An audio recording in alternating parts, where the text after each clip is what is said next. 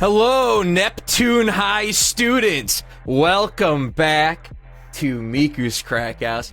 I'm your host, as always, Sam Kingma, and joining me is my best friend and co-host, Myles J.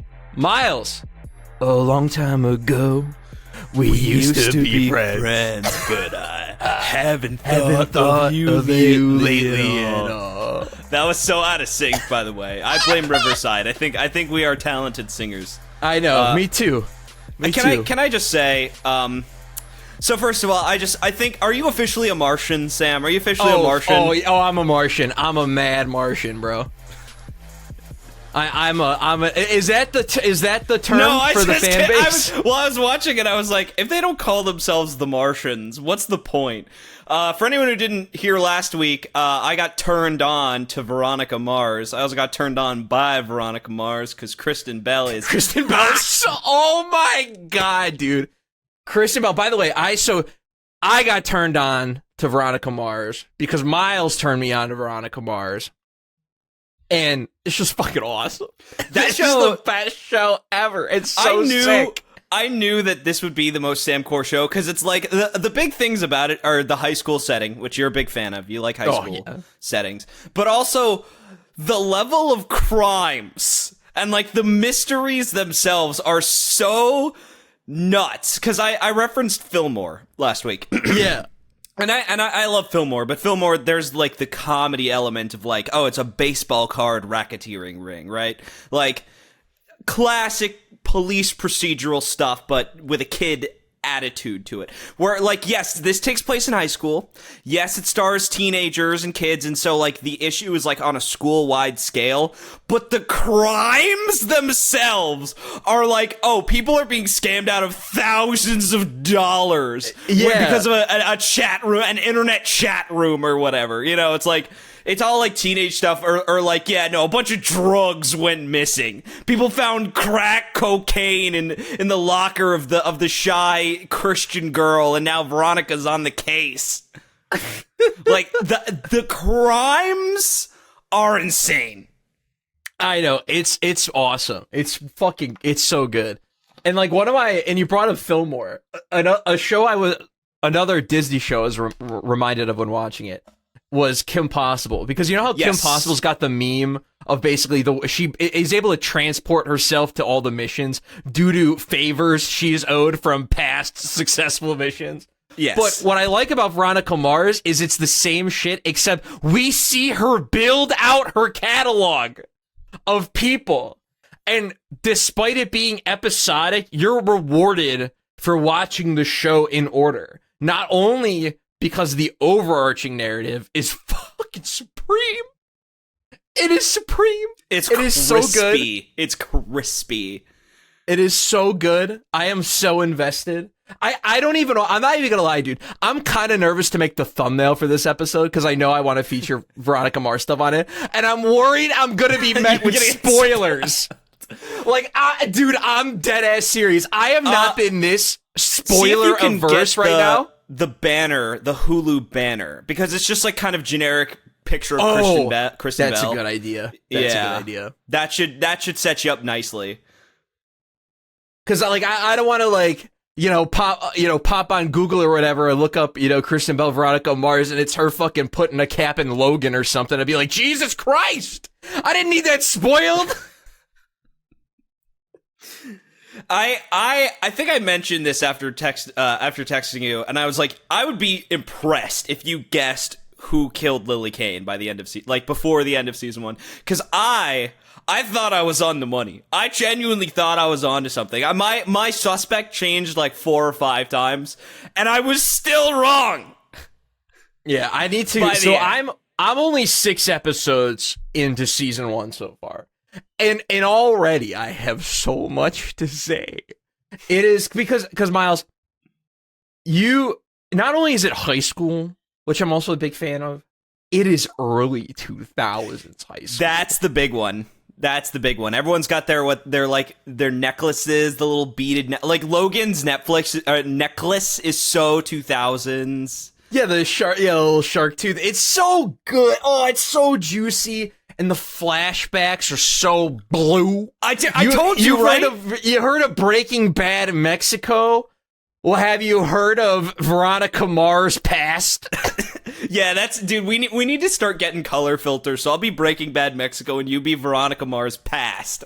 And, I can make that's that where happen. That's where we record from. You're like, yeah, I'm recording from that party where Veronica Mars got roofied. Dude, that's a crazy plotline that they just slip into the first episode. It's funny because, like, I'm not gonna spoil anything. It doesn't come up nearly as often as you'd think it should. But it does come up in a big, explosive episode. So they keep you waiting for it, but they got plans. Okay. I'm super amped about that. Cause dude, I messaged you because when I finished the pilot, I'm like, there's like 10 mysteries I like really care about solving right now that I'm like really, really interested in. And it's like great mystery storytelling mixed with like teenage angst mixed with the 2000s era. It's like everything I want out of like TV, you know? And it's funny because I think that Veronica Mars, like the Sam Core version of Veronica Mars aired in 2004, right? Yeah. But the Sam who was Sam Core enough to enjoy Veronica Mars needed 20 years. You needed 20 years to cultivate early. that taste. Like, it's just, you needed that time. I like to joke that Sonic Unleashed was released 10 years too early. Facts. Because like that game on a technical scale is fucking brilliant. It's literally, that game is ironically enough very leashed by the consoles that it was on. And so when you play it on a backwards compat, machine, it's like gorgeous 60, crisp 1080, looks great, performs perfectly. I agree with everything you just said. However, I feel like with the time passing, all we do is reflect back on what Unleashed did so well, because that's like what was memorable. I was talking about the technical. I was talking about the technical aspects. I feel like it more as like a game, as a whole, though. Beyond Werehog, which I actually think is like fine. It's just radically it's okay. different. It's and solid. The levels are too long.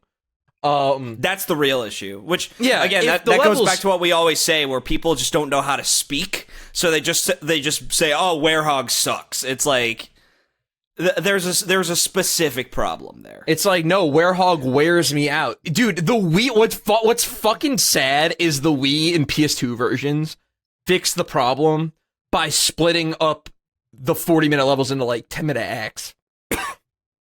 So you can take a break, you don't have to like finish all a Chunan in one go. And that's one of the shorter ones too, at like 25 minutes. But that's enough about Unleashed. I want to talk more about Veronica Mars. Basically Veronica Mars was 20 years too early for Sam. For me, yeah. Because Veronica Mars was always one of those names I just heard. I kind of associated it in like the Buffy core. It's kind of a similar, like the snarky teen, like attractive teen who's doing like the man's work. Like PI stuff is very like Supernatural on CW also kind of fits this whole vibe, and like obviously that's not the same, like that's not that sort of like Whedon-esque. Like Veronica Mars needed a post Joss Whedon world to get greenlit, whereas I think Supernatural just kind of needed a post like teeny bopper world, like so anything of that caliber where it stars like high school students doing sort of exceptional things. Yeah, and also I think they're a bit older in Supernatural, but that's neither here. Yeah, they're it's like a mystery 20-somethings. style procedural. They deal with supernatural stuff. I've only seen one episode. One of the characters went to hell. It was a little weird. I think that's the finale of the show. Oh no, I think they go to hell numerous times throughout the run of the series. I like to imagine it's like Spawn Hell, where it looks terrible. Like like the movie, Spawn Hell. Yeah, the movie. God, that movie is. Oh, that movie is like so boring. Like it's actually unbelievable. That's a big question. I had a question for you. I'm assuming you're not done with Veronica Mars, so I'll say. I mean, we'll get back to it. I want to hear your question. Okay, yeah. So first of all, I wanted to talk about nostalgia because Yeah. I mentioned Cum Sub, the famous Vine, right? It was a Vine. Yeah. Give me the cum sub. Give me your cum!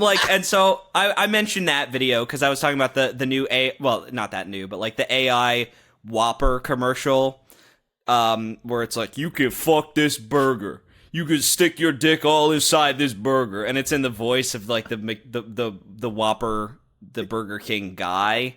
Yeah. Whoever that guy is. He's clearly black. That's all I know. It would be funny if that guy was white. Similar to did you watch Schoolhouse Rock? Yeah, of course. I think I mentioned, but there's this one guy who's he sings I'm just a Bill and Mr. Morton. Yeah. Prepositions. He's got that very deep voice. I assumed he was black. He's just a white guy. He's just got a very soulful, deep voice. And this Louisiana accent. I don't know what's up with that. I'm just a Bill. Yes, I'm only a Bill. And I thought he was like Birmingham black man, that's kind of what I thought. But no, he's some white dude. But yeah, and I brought up Cum Sub, and you said, dude, I just got hit with a wave of nostalgia. Yeah. And nostalgia is almost a weaponized word. The context that I hear nostalgia in is anytime anyone says, oh, Mario 64, what a great game. It's like, you got your nostalgia goggles on, and you're gonna take them off. You'll see that Lobo Destroyo's better. Oh no. Yeah, shit like that, right? Where people are just, I think I mentioned this, where people are just mad that they still have to talk about something they don't like. And the more that they scream, it fucking sucks, the more they kind of hope everyone will stop liking universally liked things. But you hear nostalgia, and obviously nostalgia, when people reference it for themselves, is usually a very positive connotation. But people only ever talk about nostalgia for things that are really I think that are culturally significant, that people have held on to because they mattered so much to them. Old Star Wars, even though you can't really watch old Star Wars again, right? Having nostalgia for Cum Sub is insane. But it made me realize that I also absolutely have nostalgia for stupid internet garbage. And I was curious if you had another example, because I have an example of stupid internet garbage, and I'm not talking Homestar Runner or Fred or institutions, things that people probably really remember watching and talking about. There's got to be others of these, old Shane Dawson videos, Breaking NYC, things that are older but institutional. I am talking about stupid videos, utter garbage, not Smash-tasm, basically. Yeah. Stuff that is art and is crafted and people are fond of. I'm talking about garbage. Yeah, so more individualized videos. Yeah, commercials. A lot of people have commercial nostalgia too. Things like that. Wait, when you say commercial nostalgia, do you mean nostalgia for literal commercials, or yes, for literal commercials? Yeah. Well, I gotta be honest with you, Myles. I think commercials are when I see old commercials, I think they are way more nostalgic than old TV shows or movies from the era, because commercials only exist during this time frame, and then they don't, unless you are a Christmas commercial. You do not come back around. Yeah, exactly. Happy July, everyone. Happy June. Long stay of the year tomorrow. Can't wait. Whereas with more, because the reason why I feel nostalgia for all this internet shit is just because this was my TV at a certain point. Once I became 11, 12 years old, I stopped really watching Cartoon Network and TV regularly, and was much more online, and on YouTube, and before that, Newgrounds. I remember do you remember the Sonic versus Mario Flash cartoon that played Breaking Benjamin? where they fight all the Luigi clones, Yes, that's a good and it one. has like multiple alternate endings. That shit gives me nostalgia fueled injections. But That like, was the Alvin Earthworm too. While we're on the subject, Alvin Earthworm and his masterpiece Super Mario Bros. Z. oh, of course, of course, that went hard animation wise. Oh yeah, Z's super cool. Isn't he like redoing it now? Is Maybe. he like I mean, remaking it? I hope so. Like, I would watch that. Nazo, if we're on Flash cartoons, the Sonic Flash cartoon Nazo, who's like a very infamous, popular OC character. For Sonic people around that era, I was reading a really interesting thread today. This is connected, kind of all connected, where there was a trend on Reddit where it was the meme of like the small book and its character's appearance in media, and then it's the huge textbook and its popularity for said character. And it was posted in the Sonic Reddit, like what character this belongs to. And one of the top comments was Dark Sonic from Sonic X, who appears for like 30 seconds. He's in one scene in the entire show. Yet Dark Sonic is like a super iconic character in the Sonic fandom and in Sonic fan art. And it's so funny reflecting, because that comes from Sonic X. And it's really funny how Sonic X is responsible for so much of the negative Sonic discourse of my era, of like the mid to late 2000s. Other Sonic heads out there will know what I'm talking about. But like Sonic having too many friends, like that's only really a thing in like Sonic Heroes, you know? Sonic has too many friends in Sonic X, you know?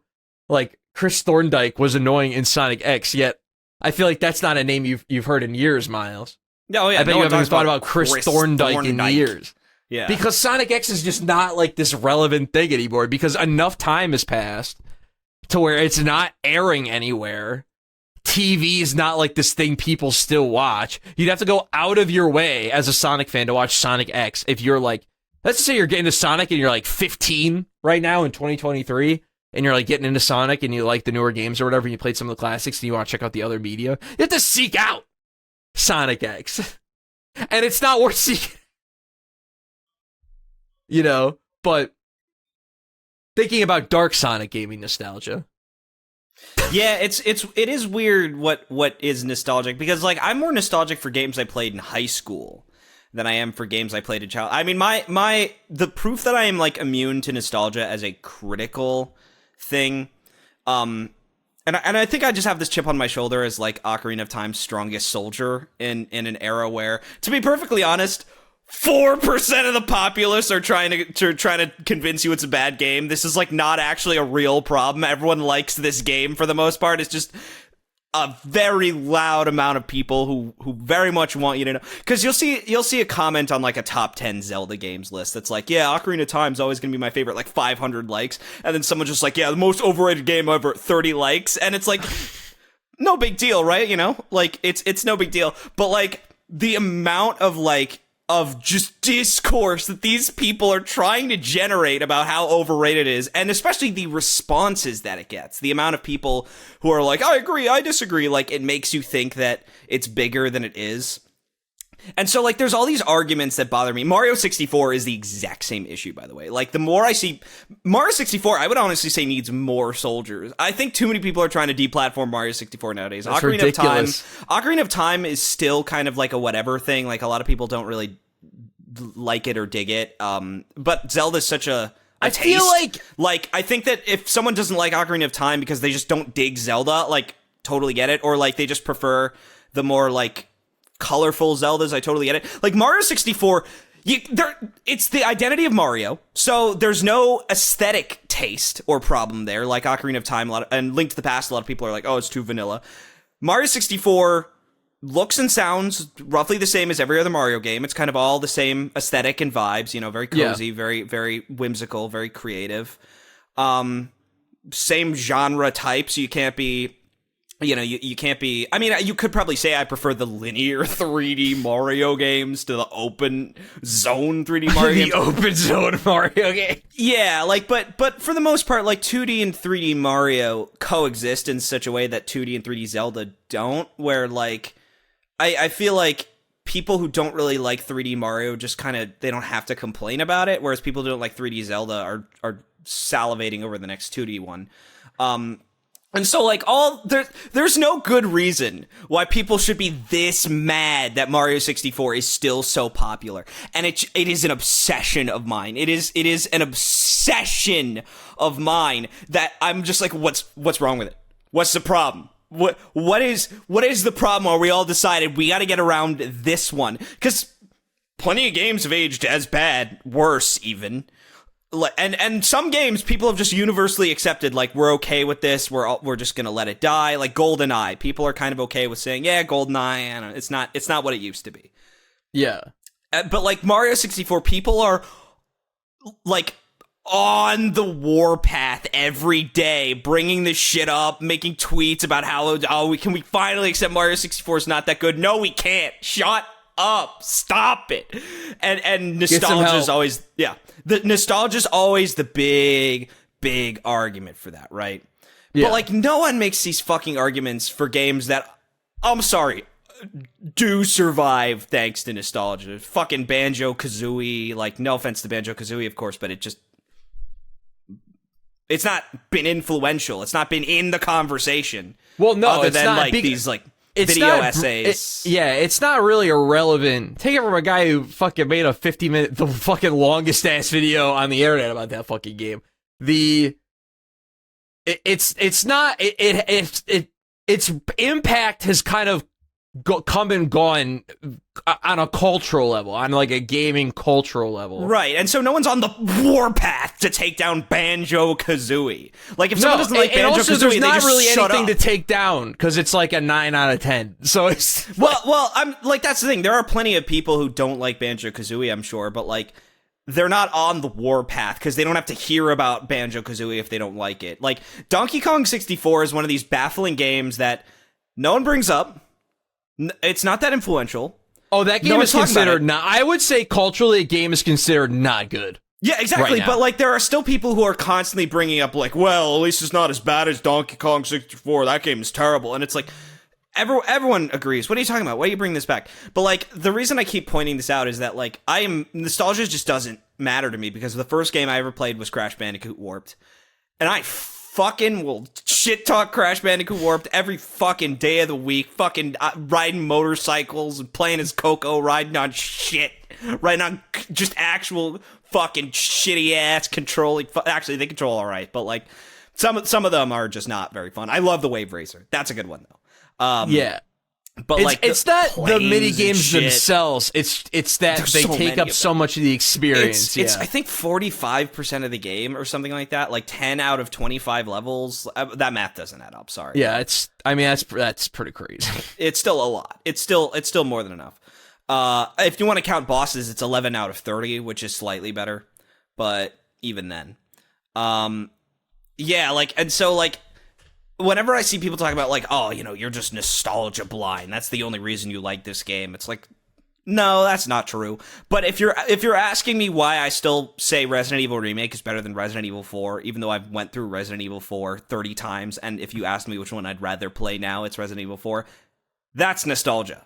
Because I actually do have these like formative, important memories of like Resident Evil Remake being this like, this thing that changed my life in such a way where like that was like my introduction to not only survival horror, but like just the potential of games to be so different from what I was used to like growing up, because I was a Nintendo kid, you know. Yeah. And so I'll always kind of have the struggle of same thing with Snake Eater, where like I have a lot of nostalgia for Snake Eater. Played it when I was 17, like that was a very formative game for me. But like I'm a new Kojima head. I'm one of 7 in the world where I would really just rather play Death Stranding right about now. But like, I feel like I have a similar thing with like cartoons from that era where I have no nostalgia for like these 90s shows. I love Rugrats, of course, and all that. But like, I am way more nostalgic for 2000s era shows than like the shows I actually grew up with, and like even shows, and even down to the shooting style and the fashion. Like, and Veronica Mars is not. It's not just because it's a high school show. it's also because I didn't watch Veronica Mars. I would have never been allowed to watch Veronica Mars when it was airing. But it's an aesthetic nostalgia, and in particular, it's a very specific kind of aesthetic because it's Southern California. Yeah, that's exactly it. It's a very specific, like, I feel very nostalgic watching Veronica Mars because of the style and vibe and just general attitude. Even down to the lighting, the way that the show is lit. Yeah, exactly. And them bluey ass flashbacks. That is the most 2000s ass shit ever. And this is why I want to say we got to stop with, oh, you're nostalgia blind. It's you and your nostalgia goggles. Oh, I just love this game because of nostalgia. It's like, no, I think that nostalgia is a very specific feeling and tone and vibe for, like, very particular memories and very particular experiences. Like, I don't think that people have nostalgia for N64 games, right? I think they have nostalgia for being in their basement and watching CRT scan lines smooth out the visuals of the game and holding a very specific kind of controller and being at a very specific age where they would look at their feet and they were wearing fucking, strap-on light-up shoes. Yeah, or they would Skechers. Yeah, Skechers, that's the one. Yeah, or they would they would come home and they would open a pack of Dunkaroos and dive into their Pikmin file. They're on day 29. They only have 17 parts, but that's their memories of Pikmin. Like, I think that people have they're not nostalgic for N64 games. They're nostalgic for N64.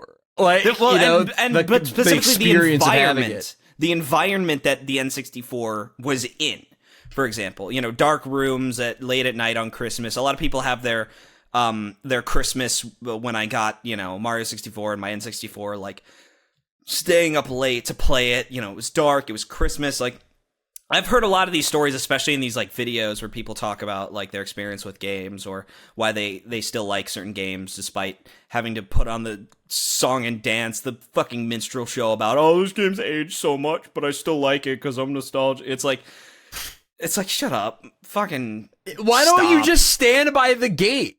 Yeah. Like, if you think it's still good, you make an argument for why it's still good. That's like my big thing whenever people are like, yeah, I mean, graphically, I know it hasn't aged well. It's like, all right, then talk about art direction. Like, art direction is ageless. Talk about fucking texture work, It's like... Exactly. And also, that can make beautiful looking games. Yeah, like that Mega Man can Legends result in games that look like shit actually looking really fucking good. I mean, Majora's Mask, like, that game is all color. The reason that game looks as good as it does, besides a higher polygon count, is great fucking color and great texture work, and specifically colors that help the textures not look like blurry garbage. Like, the grass in Ocarina of Time is blurry garbage. The grass in Majora's Mask is just so green and so dark that, like, it doesn't look like real grass. It looks like a 3D environment with texture over it, and so it's got an art style, it's got an art direction. Banjo-Kazooie is the exact same way, where, like, the textures of Banjo-Kazooie are so stretched out that there's this, like, scale to everything. Like it doesn't feel like a 32 by 32-bit image stretched out and repeated and layered several times. It's like every texture is massive in that game. Yeah, you know what? Another beautiful, absolutely beautiful, gorgeous N64 game, Kirby 64. That game is, that is so true. Like, and especially that great art style, the pastel colors. The colors pop so much. Yeah. In Kirby 64. Especially and the DDD model's god-awful, but, like, the colors and the texture on that character is so vibrant that it's fine. Dude, I actually, the beauty of Kirby 64, if you put that shit in, like, Project 64 or Parallel or whatever and, like, play it upscaled, oh man, Kirby is looking so circular, dude. It looks so... I'm like, I can't believe it. I'm like, my eyes are gonna start bleeding rainbows of joy looking at all this beautiful, beautiful fucking color. God, fucking great game. I love. Oh Kirby yeah, 64. no, I like Kirby 64 a lot. I wouldn't go so far as to say I love it because I haven't played it in a long enough time to say, but I like it a lot. And I am nostalgic for playing Kirby 64 on Wii VC in like summer when I was like, I was on a fucking mission to just play as many games on the virtual console as I could afford to play. See, it's so funny when you mention that, like, specifically games on the Wii Virtual Console that I have distinct nostalgia for. It's Super going Mario into RPG. that menu, you know, moving the fucking cursor around and going to the icon. You As you're going over the channels. You hit start. You know, game begins, and you go to that black screen. It says, you know, these are the controllers you're allowed to use. Game pops up. Oh yeah, That's the nostalgia. Like where, like, I think the best phrase that I can use for this is interface nostalgia, where you are awash with nostalgia because you see a familiar interface, the GameCube cube going around and making the logo, the PS2. It's too.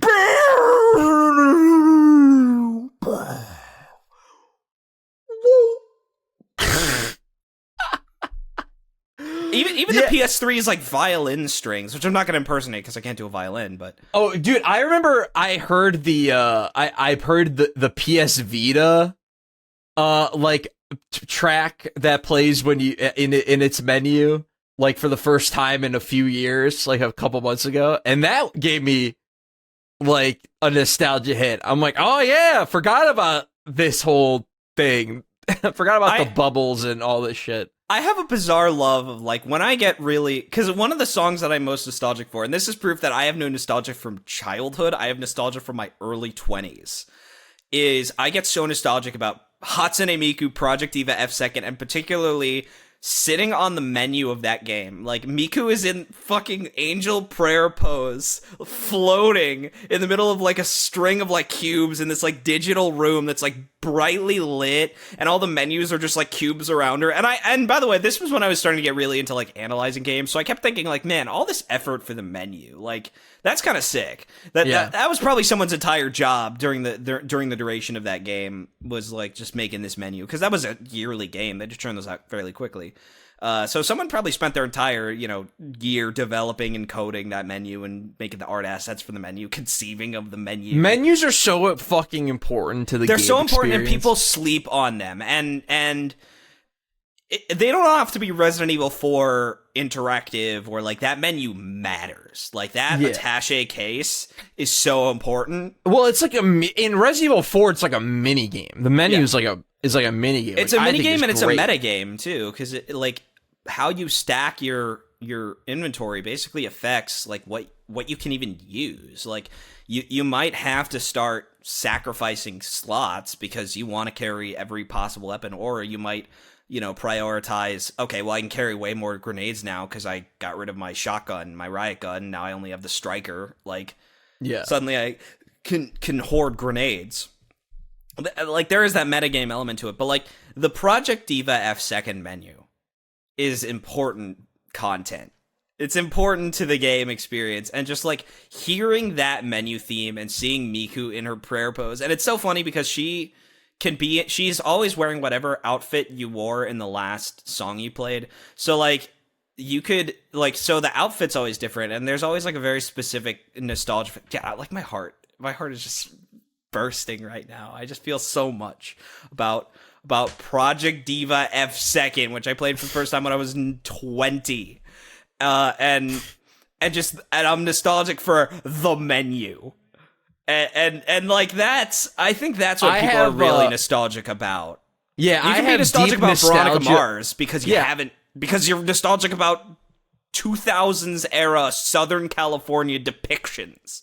Exactly. I love that shit. It brings me back to a time, like, it's so fucked up, dude, but like, because I was thinking about it, it's like, man, if I had a fucking time machine, I'd just go back to some random day in like 2003 and just take it all in and leave. Like, See, I would stick around. I would stick around very specifically and see if I could get a job at like EGM or something like that, and just kind of like become like a super important voice in like games, and just like try and steer the ship away from what it was in the 2000s. Like, because games criticism in the 2000s was awful. I know everyone hates games journalism now, but like you don't read the words, if you don't like the game, there is something wrong with you anymore.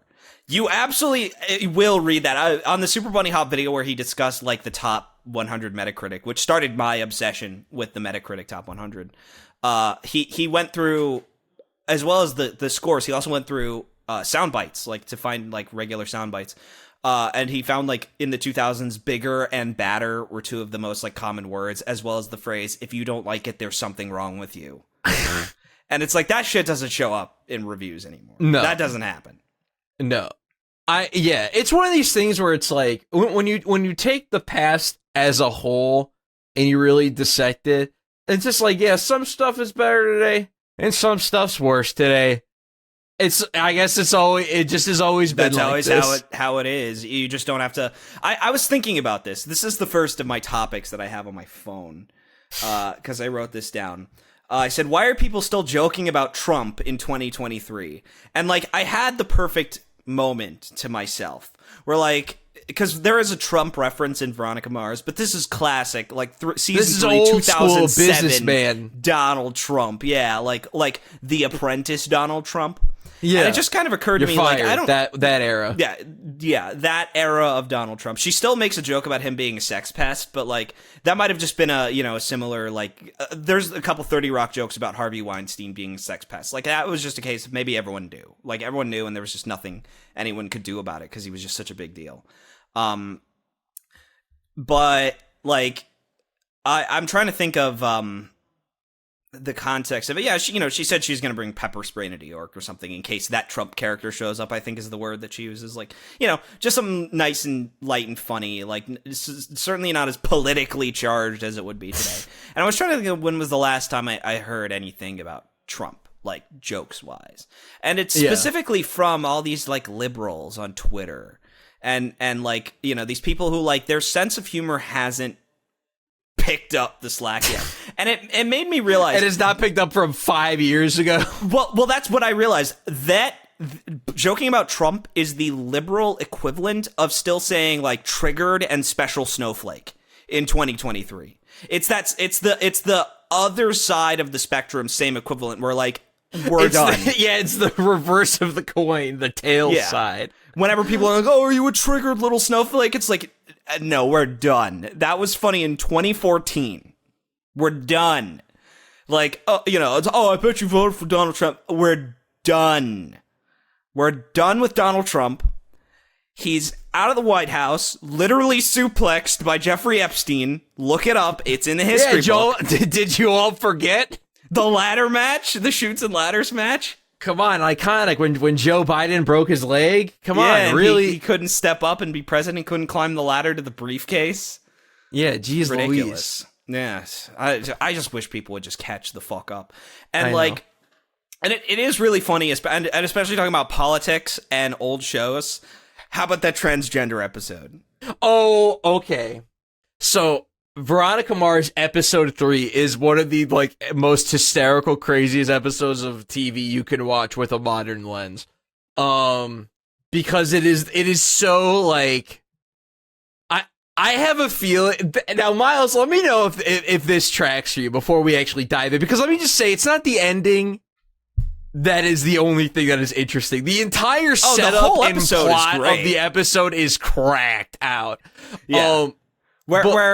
There's 2 fake outs about the mystery.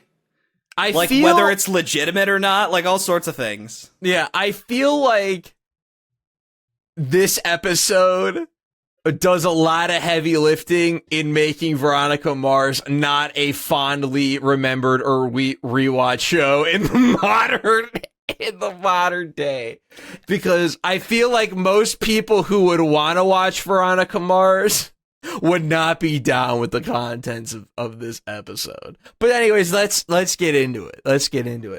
So Veronica Mars, detective at Neptune High, gets sort of contacted. A client comes up to her at lunch. Yeah, as they all do. They all come up to her at lunch. At lunch. Or in the girls' bathroom. Yeah, the girls' bathroom. Well, that's a great bit, by the way. I love how all of these sort of client meetings take place in the girls' bathroom, and they always have to shut someone Yeah. You can't go here. Well, she starts putting an out of order sign up whenever she's in there, and then she'll just take it off when she walks out. Fucking awesome. And this kid's like, yeah, I need help finding my dad. He left. That's such a perfect impression of that kid, by the way. He's got such a nasally voice. He's got like this nasally, he's just this nasally shitbag kid. And he's like, I need some help finding my dad. And hunched over like this, and no confidence. He's got dick shame, no riz, riz. Like it's like those red line drawings. It's like he's got cock shame. Speaking of cock shame, though, so Veronica is like, so like, do you got any photos of your dad? And he's like, no, mom ripped them all up. He's like, you got, do you know where he is at all? He's like, no, not really. And he's like, well, can we start with the name? And then he says, without missing a beat, John Smith. Cut to long opening. Time ago, we used to be friends, but that song is really good, by the way. Dude, when I first heard it, I'm like, does this suck? And then I'm like, no, it doesn't. It's really good. It will suck. I will say there's a little remix at some point in the show. There's a remix and it sucks. No! Yeah. No! When I saw that, my heart was broken. My heart was fucking broken. Come on now, sugar! Bring it on, yeah! We used to be friends! Fuck yeah, dude! Oh, man. The full, by the way, the full version, not as good as the 35-second cut. I haven't looked it up because I don't know if the comments will have spoilers or not. And I looked it up on Spotify, so I was safe. That makes sense. Yeah, I have a problem with looking at comments. I don't know why. I need to stop. But yeah, so the kid says he is going to. Veronica's going to find his dad. She sends out 355 letters to every John Smith within California. 440 John Smiths. Yeah, okay. In the California area. And only 3 of them only 3 of them respond, right? Only one responds, I think. No, only one responds, but that's later. Yes.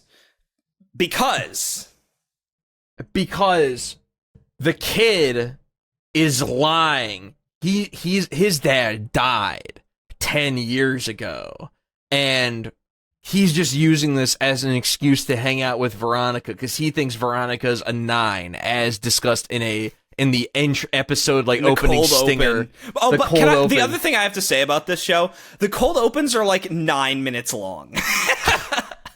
Dude, it takes forever. First of all, they don't even play the intro song in the pilot, and second of all, in the second or third episode, it's 8 minutes in we get the intro. Yeah, which makes you think all right, Veronica Mars just starts up. It's what we call a frame one show. Is that the real term for it? No. But Veronica Mars has a frame one jab though. And she's got plus frames on her roundhouse kick. She's got plus frames on her taser. Wait, no. She also has. We're also gonna say backup is an assist character. She can summon backup. Oh yeah, you press RT and backup comes in. Yeah, by the way, great comes name up for the dog. Yeah, for the dog, it's really good. Yeah, dude, I want to play as Veronica Mars in Street Fighter 6. I think I don't like. You could probably make Veronica Mars. You could probably make Veronica Mars. Dude, you could. I bet you totally fucking could. Holy shit. Well, now I know who I gotta make in Street Fighter 6, when I get the game. Because I was just gonna do what I always do and make myself. Kristen Bell. Yeah, I'm gonna make Kristen Bell, but specifically Veronica Mars or Kristen Bell. Kristen Bell's definitely one of my celebrity crushes, for sure. She has been since The Good Place, so I'm not a creep. But, because she's I don't know, 30, 40 in The Good Place.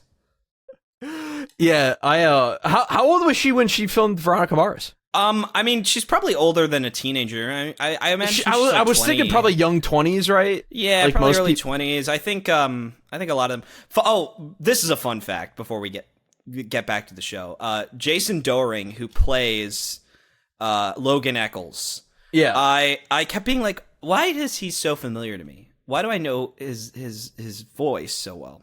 I look it up. Logan Eccles, played by Jason Dohring. Also, Terra from Kingdom Hearts Birth by Sleep.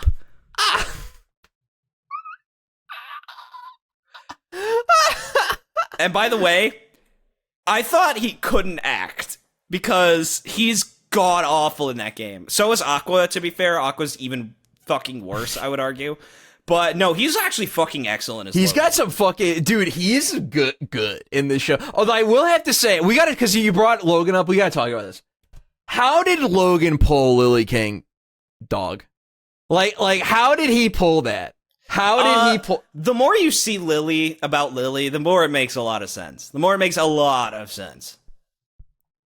Because she's got a lot going for her, is all I'll say. And I just cannot believe that this dork it was the one to come out on top of the Lily Kane battle royale. I'm definitely not gonna spoil it. Yes, he is chicken dinner, but like there's a lot more going on with that. But yeah, sorry, I keep moving us off of this episode. The young man gets a letter back from one of the John Smiths. Yeah, from one of the John Smith, and he realizes that his mother had been lying about his father being dead. And she said, and I quote, she always told me that, you know, he was dead, and when I asked about it, she was like, yeah, he's better off. You're better off believing he's dead. You're just better off believing that he's dead. And so you're like, oh shit, he must be like a fucked up deadbeat. And that's what Veronica thinks. And so she goes to San Francisco, right? Yeah, something like that. Yeah, she goes to San Francisco and starts tracking down one of the John Smiths, who's like this bald guy. He keeps going to like liquor stores and strip clubs and all these things, right? Yeah. And she's like, yeah, that's the guy. That's you know, that's got to be John Smith. And he's like, well, he's wearing sunglasses. I can't tell. I know that he has brown eyes. So she gets him to take the client gets him to take off his sunglasses when he comes to see him. Yeah, and also the client says that his dad had a love for old like vintage cars. And that's the other thing. He wouldn't have been caught dead driving the car that he was driving. And so he's like, no, there's no way this is my dad. My dad's not a deadbeat. And he gets the guy to take off his sunglasses, realizes, shit, that's not my dad. It doesn't look anything like him. Yeah. But they managed to track him back to his house. And I'll let you take it from here. Veronica just straight up breaks into this man's fucking garage to see if they got a nice car in there. And of course, Veronica gets immediately caught by doing this. And alleged John Smith is like, hey man, yo man, what the fuck, bro? Why you in my house? You stay there, I'm calling the fucking cops. And she says, are you John Smith? Like, why are you going to all these creepy places? He's like, yeah, I'm John Smith, but like, I'm a parole officer. I was following, someone, one of my parolees, right? And so Veronica's like, all right, well, is this your dad? He's like, no. And then, well, the client is outside. He did not break into the house as well. And he happens to look in Veronica's car across the way, and he sees a green vintage 70s, 80s car. I don't know. It's a fucking cool car, all right? It's a fucking banger-ass car. And lo and behold, as sort of Veronica is confronting alleged John Smith, the garage door opens up and the sort of green convertible starts to pull up. And it's the woman who we see a couple times at the video store that the client works at 2 previous times in the episode. They both she shares small talk with them in each scene, but there are also other people he has small talk with at the client, the storefront. So they do a nice job setting it up. And then in one of the funniest, greatest reveals of all time, the client gets out of his car and gets up to the woman sitting in the green convertible, and he looks at him and he goes, "Dad?" And the woman just starts shaking her head up and down out, and then fade to black because all the Veronica Mars has this hysterical early 2000s like cut to commercial where it fades to black and it takes like 3/4 of a second. Like it takes a really long time to fade to black in some of these scenes. It has some of the worst fades to black too because it'll also last so long, but then the actual fade is so fast. So like it'll just be like it's hard to explain because there'll just be like seconds of lead time for the cut to commercial, but then the cut will be as fast as humanly possible. And sometimes it's really short too. It's really inconsistent. Yeah, they get better about it at season 2, but like that's one of those like who cares kinds of situations. Like it's not a criticism anyone but us would have because we noticed this crap. Yeah, because I edit fucking videos, so it's like I know. So we come back up from commercial, and so the mom now explains, I didn't want to leave you, I loved you, but this was something that I had to do, right? Completely empathetic and completely understandable to a 2023 audience. But, like, I'm assuming to a 2003 audience, they'd be like, you shouldn't have left your kid behind so you could cut off your dick, you stupid bitch. Like, and so he says one of my favorite lines where he's like, yeah, my mom's a bitch and my dad's a circus freak. And then at that moment, Veronica's like, alrighty, we're out of here. Like immediately without missing a beat, she's like, okay, we gotta go. And the funny thing about it is that the mom is like so like, yeah, I understand why you would say that. Like she's clearly heartbroken, but she's also like so like, yeah, all right, yeah, what it's more important, like, my feelings don't matter here. It's actually more important that you're disappointed, son. Like, and also, obviously not played by a trans actor. That was never going to happen. They weren't there. Like, it's just like, you know, some woman, right, playing this, some bitch playing this person. And it's like, so obviously, like, if you've met a trans woman, it's like, so obviously not one at all. Like, yeah, just that's from the why voice. It was so surprising. I was like, I wish I could recreate the noise that came out of my mouth at the reveal of all that, because I was telling you I was eating dinner, watching this episode, you know, having a good time, go watching Veronica Mars drive to San Francisco, you know, track down these guys, you know, and then this happens, and I'm like, pop.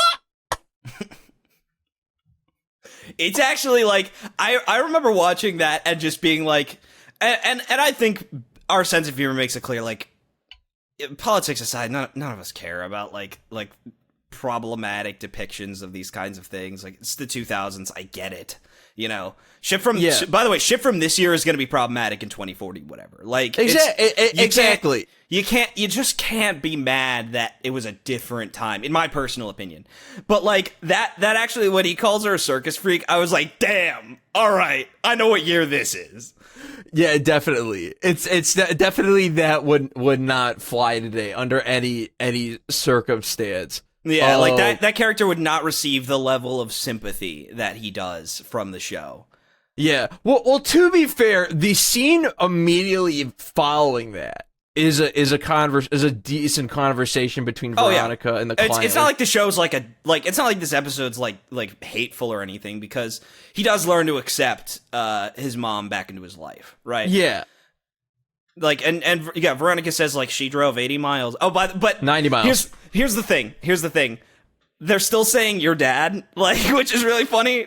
Because nowadays we know you're not supposed to do that, but this was 2003. They didn't give a shit. They also didn't fucking know or care. And it was his dad. Yeah, even though his dad's a woman now. Yeah, and so but the more politically correct, sensitive Veronica Mars would be like, now that you know she's your mom now, but she's still family or whatever. She's like, yeah, your dad, that's how far your dad drove every day just to see you for a few seconds. And so at the end of the episode, the client calls and says like, yeah, we got this movie, do you want to come rent it? Like, so he's taking steps, building a bridge. And the client tells his dad or his new mom, or however you want to word it, that like he lets them know the specific time in days that he's working. He's like, yeah, I'm here every Saturday or whatever, X and Y. So it's like that they can see each other. So it does hint at maybe it's not completely lost. Yeah, it was a big shock. Yeah, but he'll get over it and he'll try. Like, to exactly. Build a bridge. So it ends on a nice note. Yeah, it's just the episode's not the whole set. Honestly. Yeah, no, I don't really think it is. It's just the whole setup of it is very funny. Again, because I don't mean to watch this with stuff with the 2023 lens, nor do I let the 2023 lens affect how I feel about it in the grand scheme of things. No, same here. Like but you have it in the same way that 7 years from now we're gonna watch stuff with a 2030 lens because it's what fucking year it is. We're gonna watch whatever. Like I people are coming for Noelle Stevenson's like She-Ra in like 10 years, even though that's like sort of this like bastion of progressive television. People are gonna come for that fucking show. They probably already are, frankly, because all these cartoon weirdos always do. But like all the shows that everyone's like, this is so important, it's so progressive, people are gonna come for that shit in several years. And it's not to deplatform the show, it's not to do whatever, it's solely for content.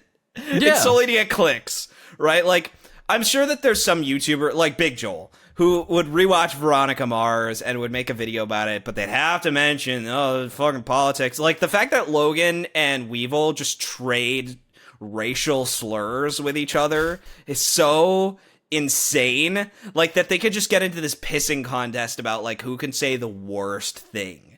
Like, the most, like, awful racially charged, economically charged insult to one another. That's just, like, how they communicate. I know, it's fucking awesome. Which, by the way, shout out to the second episode of the show where the grandma gets arrested for credit card fraud. Yes, and it turns out to be Hector because he's trying to impress Paris Hilton. Oh, I thought that was Paris Hilton. Could you tell by the fact that she couldn't act? Yeah. I was like, this person looks familiar. That was Paris Hilton. Dude, and it's so funny watching later episodes of the show. There are 4 out of 6 cast members of Party Down, 2 of which are recurring characters on the show, and 2 of which are like more bit players. There is 1 Breaking Bad alum, 1 Better Call Saul alum. Who else? There's other like big surprise actors where you're like, oh, it's that guy. Kiefer Sutherland doesn't show up. Oh, no. He was too big at the time. The Jack Bauer Veronica Mars crossover would go so hard, dude. I'm just saying, season 7 of 24, where he teams up with the woman from The Last of Us. What's her name? Tess? That actress. He should have teamed up with Veronica Mars. And Hell yeah. They would have done the exact same thing. Veronica Mars ain't exactly FBI material. We need someone inside the school, Veronica! Yeah. No. He would start whispering to her. He's like, "Can you get inside the school? It's kind of where I attend." And he'd just ignore her attitude and just be like, "Good. I need you to go in there and I need you to find out who has the door code. Get me inside as quickly as you can. Now!"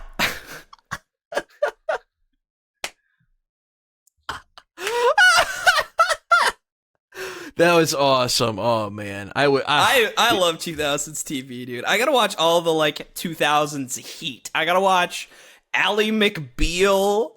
I gotta watch The Wire. Sopranos. Well, I've watched a bit of The Sopranos, and I would like to finish it. For some reason, it just doesn't hold my attention all that well. I think because, ironically enough, I'm more interested in the episodic episodes than I am like the overarching plot. Maybe because nowadays it's so like quaint. Like the character of Tony Soprano is a more dramatic. Like there are 5 more dramatic versions of Tony Soprano that have more questions, I guess, about him. I think that's the problem, is that I think I understand Tony Soprano already. Like he's not like a Brian Cox, Kendall Roy, like relationship, whatever. Logan Roy and Kendall Roy, like all the Roys, Roman Roy, like those very complicated male anti-heroes. He's not from Succession. Yeah, from Succession. He's not Jimmy McGill. He's not Walter White. Like Omar, I hear everyone likes Omar from The Wire. Like Tony Soprano does feel like a more straightforward kind of character nowadays. Yeah. Which is very interesting. Yeah, that is kind of interesting. The thing is, like, the reason I'm not that interested in Succession is because I think the idea of the reveal being, oh, my parents fucked me up, is, like, so boring to me.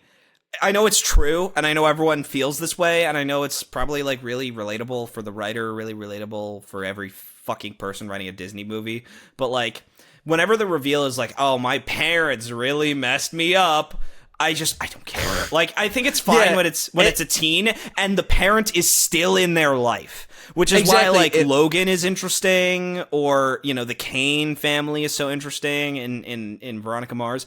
But, like, dude, even Veronica's relationship with her dad, I think, is fucking awesome. Oh, dude, no, that's the heart of the show, is just how much they love each other and how much, like, they have each other's back. And to be fair, Succession, it is all in the family, but, like, Logan is such a blatantly, like, terrible person, that, like, there's almost no, like, the only mystery is, like, what particular form of abuse has made all these characters as miserable as they are. And I just don't care. I don't know, I just don't care. Especially, it's like, oh, these rich billionaires, I feel so bad for them. Like, it's really interesting, of course, character-wise. Are the antics of Succession... The antics are pretty nuts. Like, I think the scheming and the antics, is that compelling enough for you? Not even if it's not compelling enough drama? For me, but it's definitely compelling. All of it's very compelling, especially, like, the amount of double-crossing and backstabbing and no one can trust each other. Like, I think it's just... I don't care about business. Like, the business world is just so uninteresting to me. Now, if it's fucking gangs, fucking spying, fucking crime, I'm there all day. Yeah, dude, I'm fucking there all day. I'm there all day, every day. But yeah, it's like, all right, well, the business world sure is cutthroat. How exciting! There's a political element to Succession that I think really elevates it. That really helps the show, which is that it's basically about, like, Rupert Murdoch and, like, this really rich person who also has this, like, political agenda and this influence on the world and, like, the media around him, especially, like, his relationship to presidents, like, that his personal opinions and his biases and the way he runs his platform is making the world worse. And everyone is also fighting for this company without kind of understanding, like, that they're not just taking over a media empire, they're taking over a manipulation empire, and an empire that has the ability to influence thoughts and shift world politics. And so that's pretty fucking interesting, but I just don't care. Meanwhile, I'm gonna watch every episode of Veronica Mars, even though, like, season 3 so far is Bizarro World. Like, season 3 is it good Bizarro World, bad Bizarro, or just plain bizarre? It's just bizarre because it's so different, and I don't know if it benefits from the setting it's in anymore, but, like, the crimes are different, I think is the best way to put it. The crimes are very different. They're more out and about in the world, like a little less in the bubble of high school. Gotcha. Okay. So it's kind of weird that it's still sort of semi-set there. Yeah. If it is. Yeah, and then at the same time, it's like the crimes themselves are a little bit more, like, it's still very student body focused, but the stakes are not nearly as, like, dude, my dad's gonna freak. Like, I don't know. There's something dude, pretty... yeah, like the episode, that's what's great about the episode with the car. Yes. When Duncan's car gets stolen. That's a great fucking episode. Although I gotta be honest, I found the sort of ending, like, the sort of like, twist and mystery reveal to be just kind of confusing. There's a lot of episodes that I finished and I was like, I don't think I get it. Like, they will sometimes wrap up an episode so quickly, and I'll be like, I think I missed something. But yeah, but I mean, for the most part, like, you are staying there. The thing about mystery shows is, all right, well, this mystery wasn't that intriguing. Come back next time. What's the overarching mystery? Let's get another one. I think the major thing is that season 2 and season 3 just don't have the same intrigue and mysteries because Veronica herself is not quite as directly involved. Yeah, that's something I was thinking about when you were saying that season 2 wasn't as strong. I can imagine if they were trying to include another overarching mystery in the story. It's a bit different when it's not her best friend that got murdered, and also it ruined her also the reason why socially. she was ostracized from everyone. Like, that's the stakes of that are like way more interesting right off the bat. So I could see that. And it's the fact that she basically has to climb back up into the world of being respectable by working hard and by doing favors for people and helping out, even though she's that was the whole fucking, not to fucking totally fucking derail this train, but like, that's what the first like 18 episodes of Rising of Shield Hero was like so good. Because the Shield Hero gets accused of sexual assault against like one of the princesses and is completely ostracized from everyone in the fucking world. So the only way he's able to get a companion is for him to go buy a slave, because that is the only way he can acquire any companionship and grow as like a RPG character in the fantasy world. And he has to slowly build up his money, power, and status by like doing hard fucking favors and hardballing people and like being a compassionate yet cutthroat capitalist. And then they solve it. He kind of everyone kind of sees him for the righteous dude he is. And that whole arc of the story's over and closed. And I'm like, wait a minute, that was the most compelling part. Yeah, I mean, I think it is very interesting because you see a lot of people who are always like, oh, why won't they just, with like Comey-san, why don't they just get together? Why don't they just, move to the next step? Whatever. But like, I also think that there's a lot of shows where they probably shouldn't do that. Like, I think with relationships, it's about time that, unless it's, Kaguya-sama, which, by the way, even that show had its limits. Even that manga had its limits, and things did start to progress.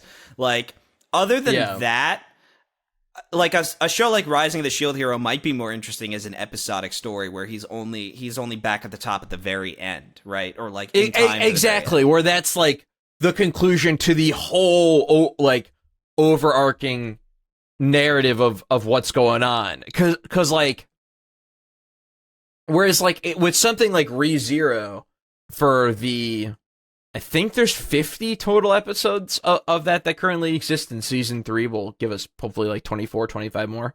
Like, by the end of episode 50, Subaru does have some more capabilities of his own than what he had at the start, but he is still massively reliant on the help and assistance of others. And he needs to use his charisma and his sort of, his charisma basically stat to talk his way into getting people to help him and assist him with these overcoming extremely insane odds. And that's still a core part of the show, even if he's a little more capable on a individual level, like, and no, I agree, dude. It's always a shame when you're reading or was watching like a long running story like that, and they gotta make a hard right shift, and it just loses like kind of what it's about. I know people complain a lot about Death Note and being like Death Note's not as good once L leaves, and while I agree that the first, I think Death Note you could split up into 3 major arcs. I think the first like 13 episodes, first like 30-ish chapters is the best part of Death Note, absolutely. But there's still merit and meaning to like the last like arc of the show, and it wouldn't be Death Note without it. And I don't think it would be automatically or inherently better if L made it entirely to the end of the run of the show. But that's just me. Yeah, I mean, I think it's such a big move, and it's such a big like play that it helps to take the story to the next place where it belongs, so to speak. I'm trying to think of if there's any examples that I have of a story that like, yeah, you should have just stayed. You should have just stayed where you were. I mean, it happens a lot in anime. I think a lot of TV shows, especially, that kind of happens. But like. Well, it is very funny because like Ted Lasso is one of these shows where, ironically enough, the worse everyone is, the better the show is, because Ted has to work harder. to like make everyone decent. And like by the time that the team is like this really positive unit that everyone loves each other, it's like, all right, well, I already saw all the characters I actually like improve, so what's left? Like, and you know what? They had a good move with one of the characters from season 1 that he empowered became a villain in season 2 because of how much he empowered him. It's like really that's great. Cool. Yeah, and then season 3 is just kind of like he just kind of wanders back onto the path of decency again without Ted's help. It's like, so it's fun and it's good, and it's good that things end up better for him, but it should have been harder, I think, for that character. Yeah, and I will say, like, this is something that I feel like we can give movies a lot of credit for, because movies can be like this satisfying thing where it's like, yeah, we tell the story and it's like this, and it ends when it needs to, you know? We're like, with Ted Lasso, it's like, yeah, probably season 1 ended where it needed to, but it was successful and we need a season 2, so here we go. Like, this is, you know, bring it all fucking back to 13 Reasons Why. Yet another teen show that I love that goes, like, way too fucking crazy. Like, after, like, season 2 kinda justifies itself, seasons 3 and 4 definitely do not in any way, shape, or form. I think what's interesting about like a Ted Lasso or a Veronica Mars especially is like Ted Lasso is such a simple concept. You only kind of need 2 things to happen. You need the characters to improve as people, and Richmond has to win. And like those 2 things, as long as that hasn't happened yet, the show has a place to go. And so season 1 ends with Richmond being relegated. And Jamie Tart, who is on the path to becoming a better person, is moved away to another team. He's sent to Man City. And he's back in the presence of his abusive dad, and he's also on a team where he doesn't have the support of Ted Lasso, and so he's kind of able to backslide as a person. And so he comes back in season 2, and now he's got to make amends with his team that he kind of bullied and berated and belittled. But like that not being like a seasons long thing, like he kind of gets back in their graces by like episode 4. Okay. Yeah, and Riverdale ass speed. And then there's still a lot of drama, by the way, about like Ted and dealing with his dad, like the effect that his father had on his life, which is worth experiencing for yourself. It's a very dramatic storyline. And they have like a pretty humiliating loss against Manchester City, like that kind of like sees them in fear of like they get relegated, as I think I mentioned, and so like it sees them not being able to get back to the Premier League from the Champions so the Champions League and the Championship are 2 different things. I think the Champions League is the one below the Premier League. Okay. But either way, like it's like I couldn't tell you what happened. Oh, and then obviously this character who like becomes empowered and like becomes a jerk. I couldn't tell you what happened in season 3, really. Like, I don't really remember, and it's the most recent one. Because no one has work to do. Except for this, like, villain character. No one has work to do. Everyone is just happy-go-lucky, and they love each other, and, like, the only thing that Richmond has to do is start to play better, and so it kind of becomes a more conventional sports story. But then they don't that's train not really enough. why you got involved. Yeah, like, I don't know, like, it's not bad. It's not a bad season. The season finale is one of those rare, like, very good, everything you want happens season finales. It's not surprising, but it doesn't have to be, because, I'm sorry, they don't have to, season finales don't have to be surprising. If you're not writing fucking Veronica Mars, it doesn't have to be a fucking mystery with a big reveal. Like, if all the logical things that you've set up probably should happen at the end. I don't know why so many shows don't do this. Myles, when the fuck are you gonna watch Cobra Kai, dude?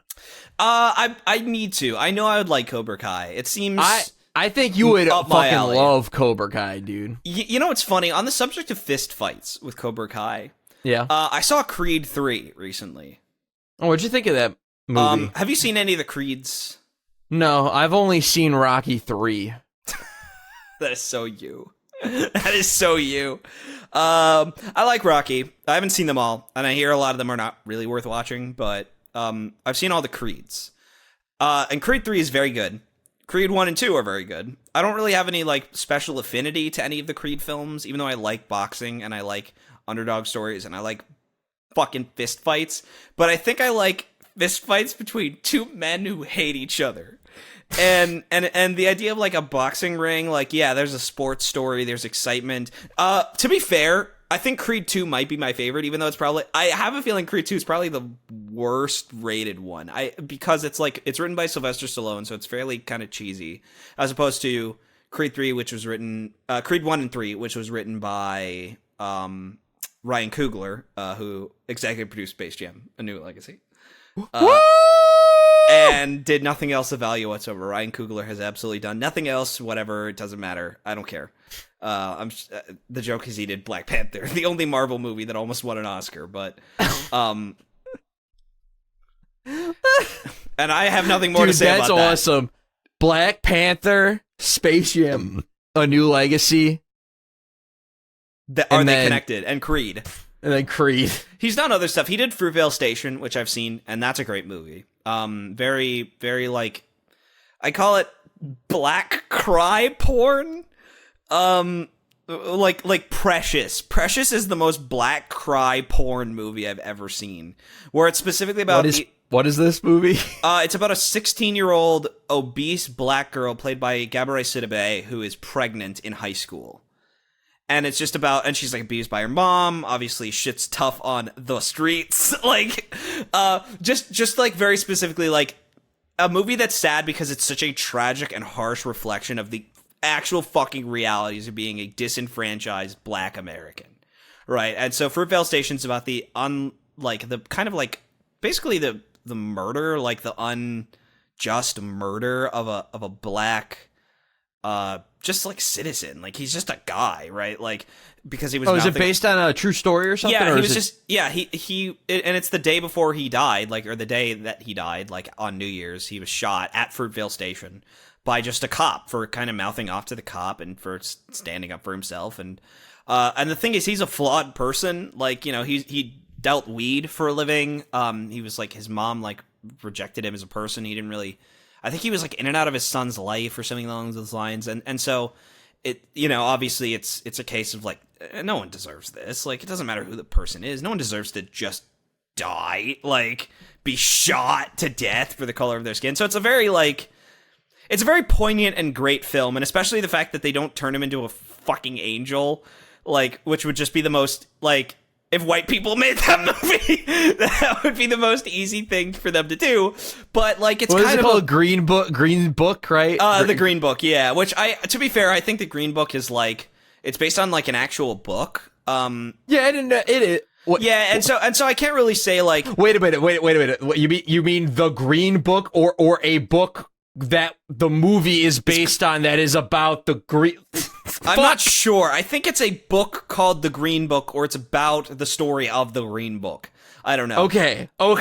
But either way, like that's a case of, I think it just was the wrong year for that movie to not only be made, but to be nominated and to win.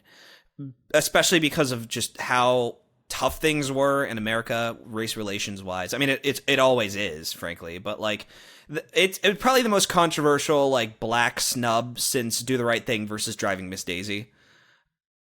Where, and to be fair, that's a Morgan Freeman film, and it's still about a disenfranchised group, the Jews, but no one likes us. No one fucking likes Jews. But wait, Driving Miss Daisy won.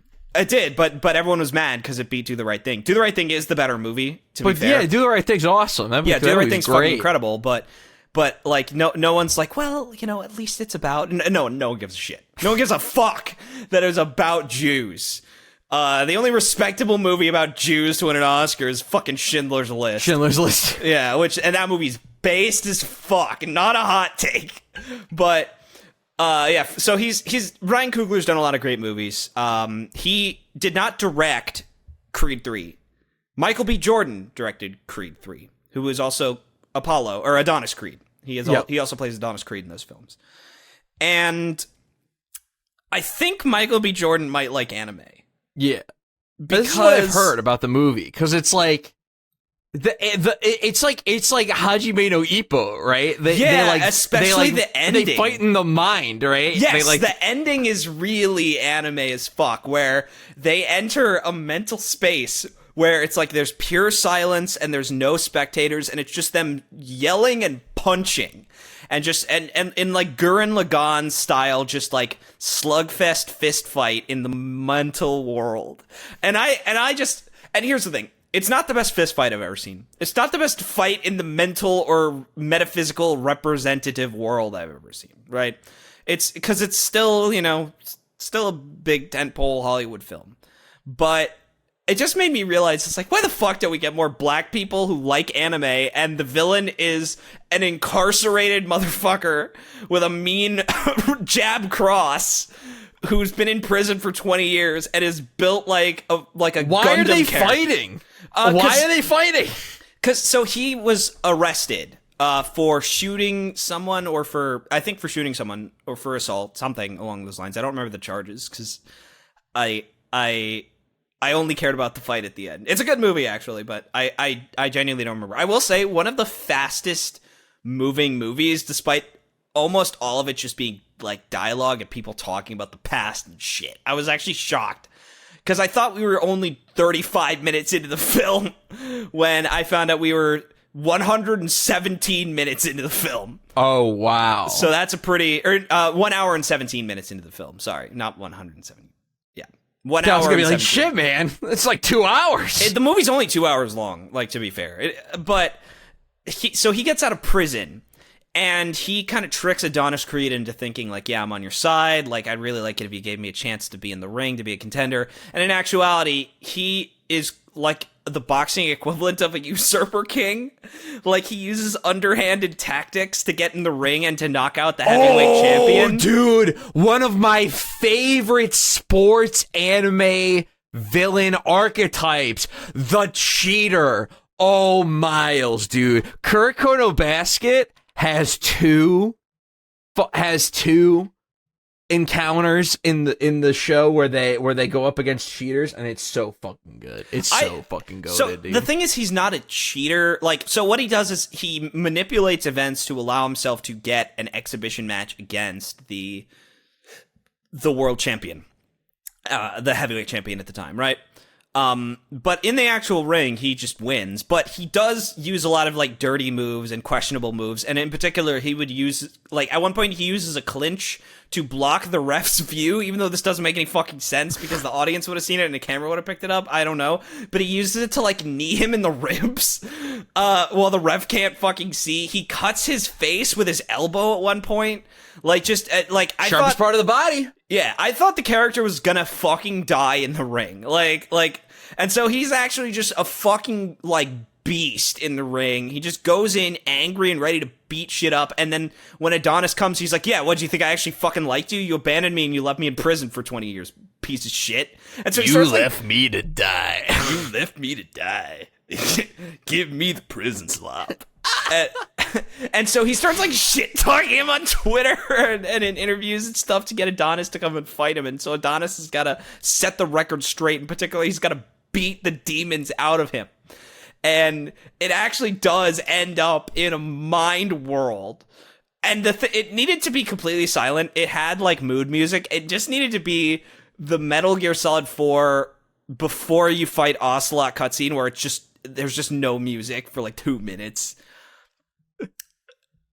But yeah, it's like it's weird, and I'm just like, this. We just gotta get more black directors into these movies, because black directors like anime, and anime is just better directed than a lot of the shit these white people are into. Not in all cases, but if nothing else, the focus on the emotional space and the emotional world is more interesting and is more different, and people don't do that here.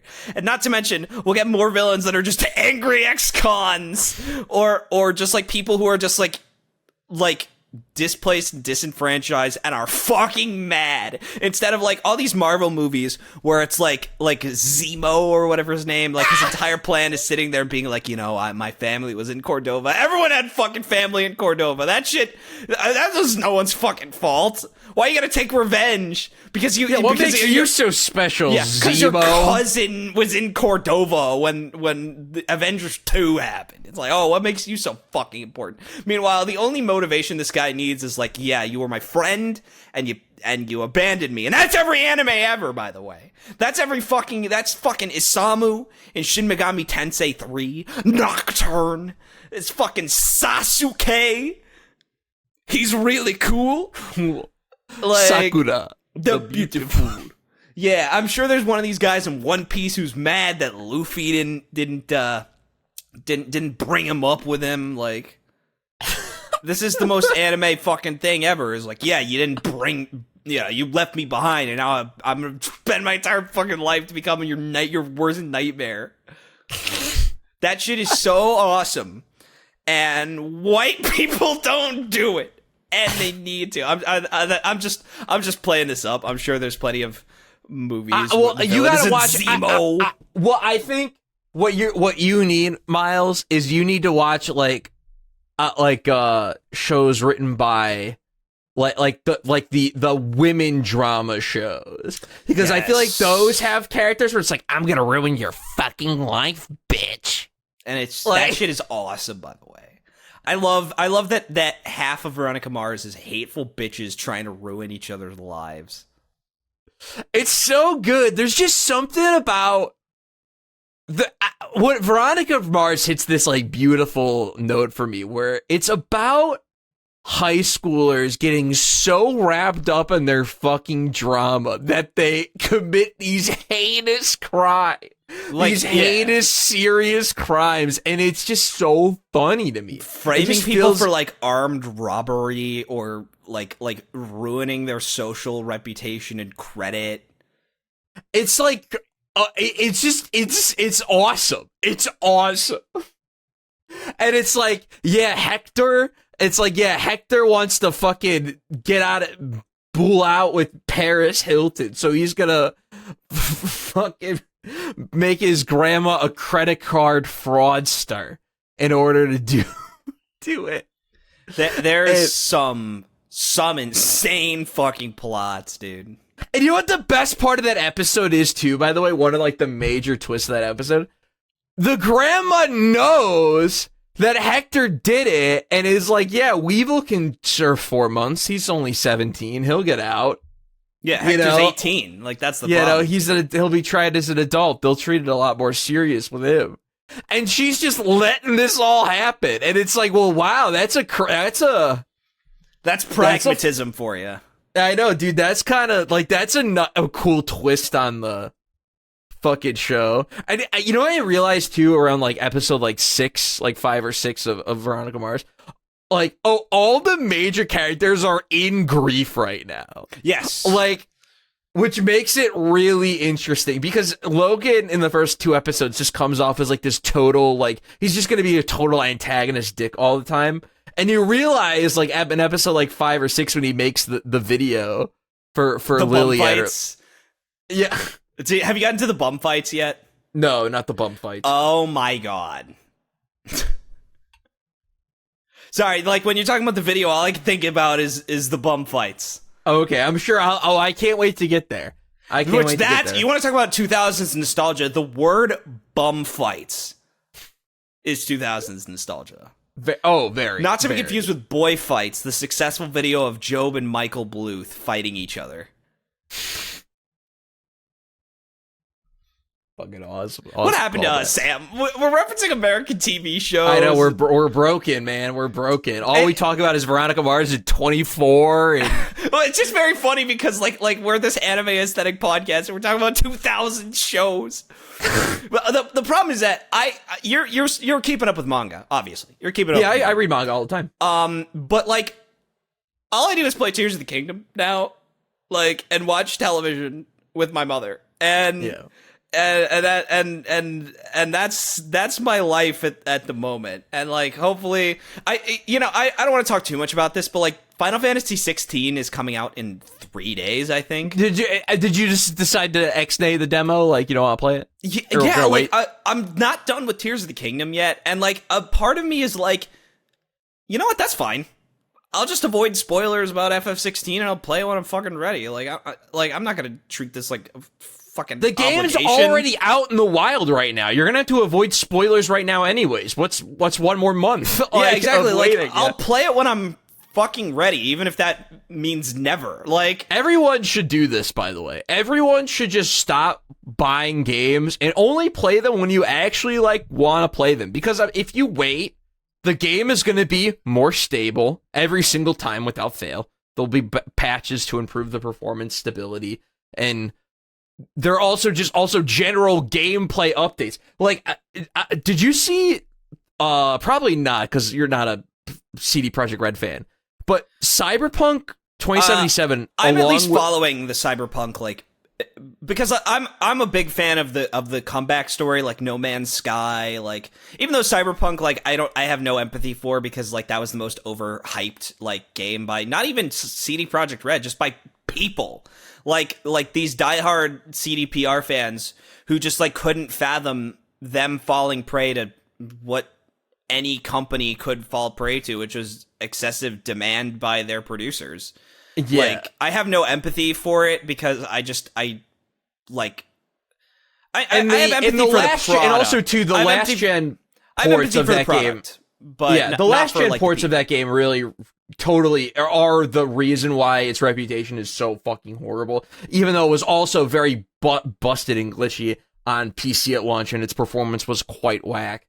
But when Phantom Liberty comes out, which is like the $35 expansion, it's got a new area. It's going to have sort of a epilogue style story that's going to really wrap up the actual, some remaining plot threads from the main campaign that were kind of left kind of unsaid. But along with the $35 paid campaign is a full-on overhaul that will be a free update to the game when the same day as Phantom Liberty. That is overhauling fucking everything. Like, the skill trees are being completely redone to be way more focused on active abilities and to minimize the passive upgrades. So instead of like, oh, you get 5% more knife throw damage, it's like, oh, here's like an ability instead, or here's something you can do. And then the passive, and then when you do get a passive up, it'll be like 50%. It would be something fucking worthwhile. And but for the record, skill tree, one of my biggest fucking problems with Cyberpunk. I played like 50 hours of Cyberpunk, like end of last year, and I got to the point of no return and ended up falling off because I got into the side content. I just enjoyed fucking playing the game.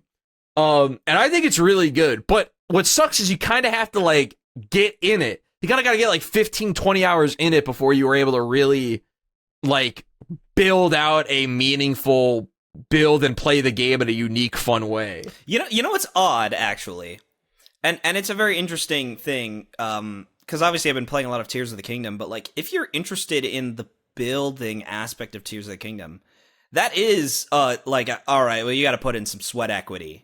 Yeah, you gotta spend a lot of time in the depths, get a lot of zonite, get a lot of charges, and you gotta get up to the sky, get a lot of capsules.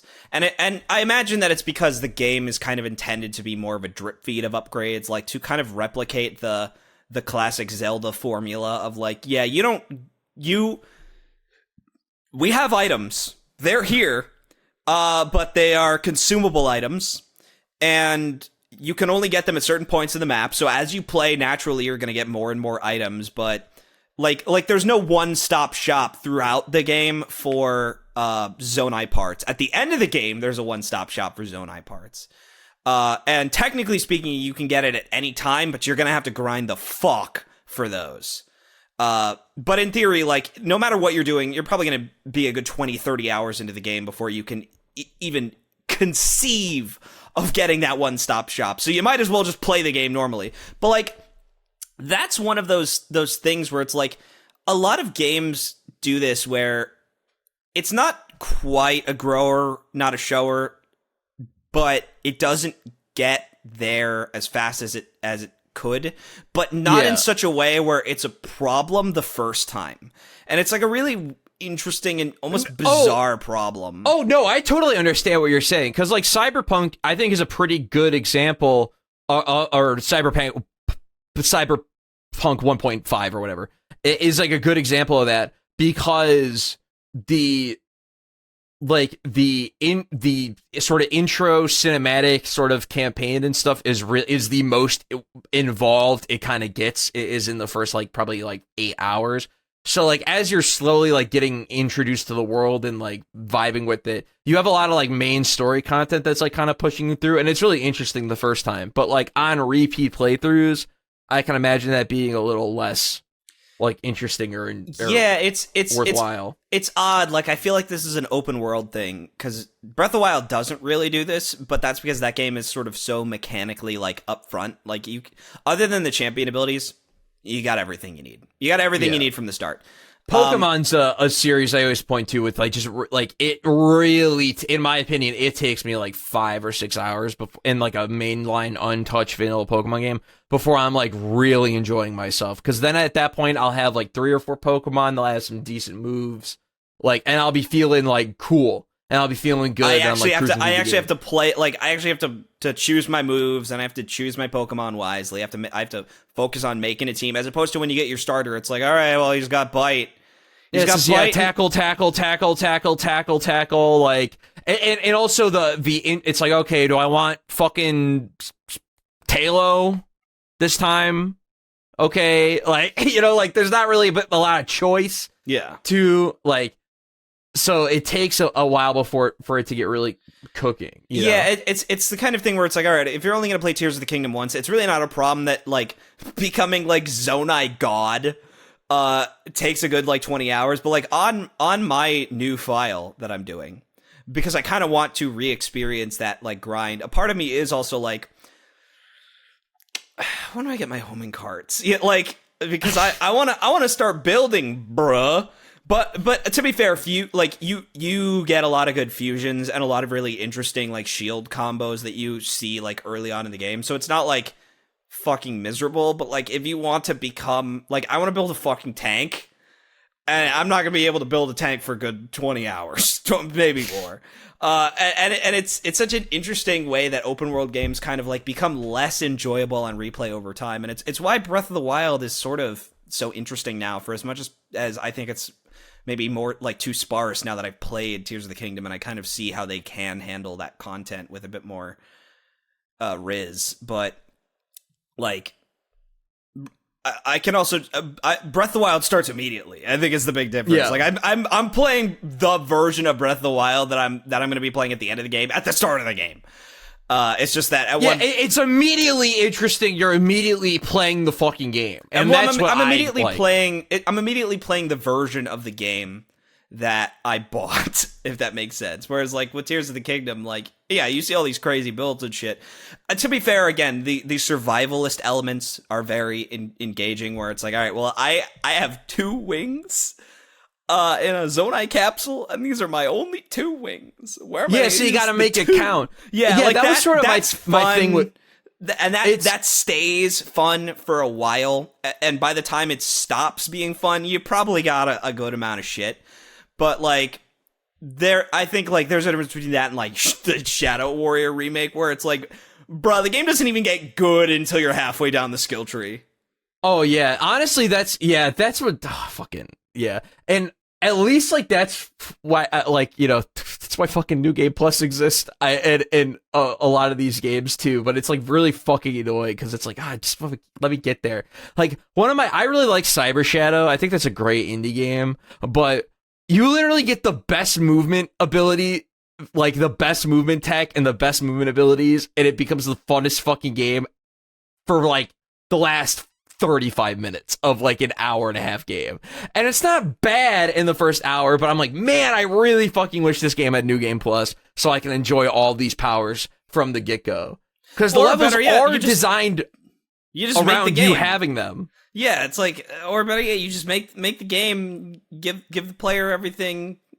Like, I'm sorry, is progress overrated? Like, this is a stupid question. It really is. But like, is people's obsession with progress and like feeling like, all right, well, I'm putting time in because I'm going to get something back, I'm going to make progress in the game, is it fucking overrated? I think people's idea of what progress is overrated. I feel like, I feel like, because like on the personal it's level, you as a important- player make progress by playing the game, by gaining skills that make it easier to deal with later parts of the game. Yeah, I was thinking a lot about this with like playing a game like Street Fighter 6, specifically like the multiplayer, playing like ranked or whatever. And like, you know, I could go like a fucking 3-hour session of playing ranked and my rank not really change because I would win games and I'd lose games an equal amount. And the way the ranking system works is you need to be a class. If you want to rank up, you need to be a class above basically everyone in the rank you want to be below. And that's kind of how it sort of kind of maths itself out. But you do gain progress through play, like just doing raw matches. Like you are learning and becoming better if you're actually paying attention and trying to improve. And you think about what you're doing wrong. That's progress. That is progress. And the same thing with like, you know, like Dark Souls or something, like Dark Souls 1. Like, yeah, you might fight like Ornstein and Smo for 3 hours and stop and claim you made no progress, but you also kind of understand how the fight works, you know, which you didn't 3 hours ago, you know? Like, but yeah, and I think it's just the fact that, like, unless the game, because I sent you that video like, because on the Tears of the Kingdom episode, you were like, Myles, these fucking morons are gonna see the word temple and they're gonna pog out. And I found a video where someone does just that, and I made sure to send it to you because it is the exact, like, they probably stole the words out of our own podcast. I actually couldn't believe it because literally before she sees it, she prefaces by saying, "Yeah, I wasn't a big fan of the Divine Beast. Like, you know, I didn't really connect." I mean, by the way, I made sure to include that because she says it directly before she pogs out. It was I'm a prophet, Myles. I'm a fucking prophet. I knew it. I knew this shit would happen because fucking Zelda fans are fucking morons. Example number 67. I did get into like a kick of like looking at Zelda top 10 video comments in particular because that's where the idiots are. Like, and especially because dollars to donuts, most of these videos are going to have Twilight Princess at like number 6, right? Like number 9, you know, where it fucking belongs. And people are, and the comments are just gonna be 9-year-olds who are like, yeah, my favorite games are Twilight Princess and Skyward Sword, or, you know, Wind Waker and Twilight Princess. It's always the pairing, the magical pairing, Twilight Princess and Wind Waker, or Wind Waker and Majora's Mask, or Twilight Princess and Skyward Sword, or Ocarina of Time and A Link to the Past. It's like the magic pair. These guys have the same magic pairs. Sometimes it's Ocarina of Time and Majora's Mask. It is very rare that you see Majora's Mask fans who even respect Ocarina of Time, which is so fucking funny. And I just love seeing these people, like, who are just so predictable. And especially just going down there and being like, yeah, why is Twilight Princess only at number 9? Why the fuck do you think Twilight Princess is only at number 9? There's a video I send people whenever they talk about how good Twilight Princess's combat is, where it's someone fighting a Darknut, and no matter what position they're in against the Darknut, he just automatically blocks their attacks. Like, it's just and you can watch videos of people doing this in Ocarina of Time. As long as the Stalfos' shield is down and you're not in front of it, you're dealing damage to the Stalfos. Whereas it's like you could literally do the roll that takes you behind the enemy and he'll just spin around and block immediately. Like, by the way, on frame of contact, there's no in between frames. He just immediately blocks. And like, I'm like, why the fuck do you think this is at number 9? Because it's not a designed game. It's a flip through art assets and you're looking through an art book. And I don't know what it is. I truly don't know what it is. I just love seeing the zoo, the Zelda zoo of these apes, yeah, of these primates. And it is because Tears of the Kingdom is like so prevalent in the front of my mind, and everyone likes Tears of the Kingdom, and so I can just breathe. I can just breathe easily. We do have to record another episode after this. Yes, and we do. I want to talk particularly about the one person I know who doesn't even dislike Tears of the Kingdom, but I but it has a complicated relationship, and like it's just funny to witness. And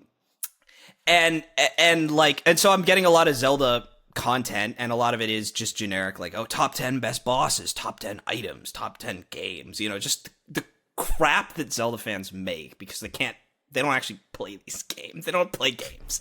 And just seeing the Zelda zoo of like these NPCs who are all fucking identical, and maybe it's hypocritical because I'm such an Ocarina of Time cocksucker, but I'd like to at least think that when I talk about the game, it's more mildly interesting than just being like, there will never be a game better than Ocarina of Time ever. It's the greatest fucking game ever made. And like, here's the thing: you'll get someone who's like, Ocarina of Time will always be the greatest game ever made, and I'll just be like, I don't even agree, but yeah, Ocarina of Time love, yeah, even though it doesn't need love because everyone loves the game, yeah. And then I'll click on more replies to see who is the first person to say, just in all caps, overrated. And then it'll just get like 34 likes, off a comment that had 700. And mid. Then, mid, yeah. Ocarina of meh. Like just people, oh yeah, no, I saw one that was trash. Like, I love the zoo, the fucking zoo of these people who, you know, there's no opinion, there's no argued opinion. There's no like real like statement or perspective shared. It's just like, I just came to this comment to tell you that I hate you and that I hate your take, and I will do it in the most dismissive. I'm literally taking a shit on the toilet, and I have 10 minutes out of my day to just sow Discord comments. Like and that's how you handle, that's how you cope when you see this crap, is you just know, like, this is a toilet tweet. Like, whenever you see an especially heinous tweet, you're like, this was made on a bus because they had nothing better to do. This was made on the fucking toilet because they needed fucking notifications to come in because they're still corking one out. You know, it's like, that's how I cope whenever I see this crap, is just knowing that response was made on a bus, and they never intended instead for of doing what real men do on the toilet and listen to Wii U download management OST, you have to go make shitty tweets on your fucking stupid Twitter account. But if you want to cope with 38 fucking likes. Hey, speaking of 38, numbers lower than 38, you should watch more of our videos. Yeah, go watch our content. Subscribe to the YouTube channel. Go join our Discord, link in the description. Post some cute art. Tell us what games you're playing. And maybe leave some Zelda hot takes of your own.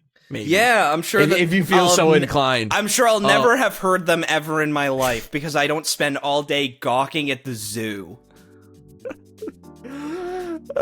Anyways, Myles, any last words before we hop off and record another episode immediately after? Yeah. Stay cool, pirates. Pirate pride.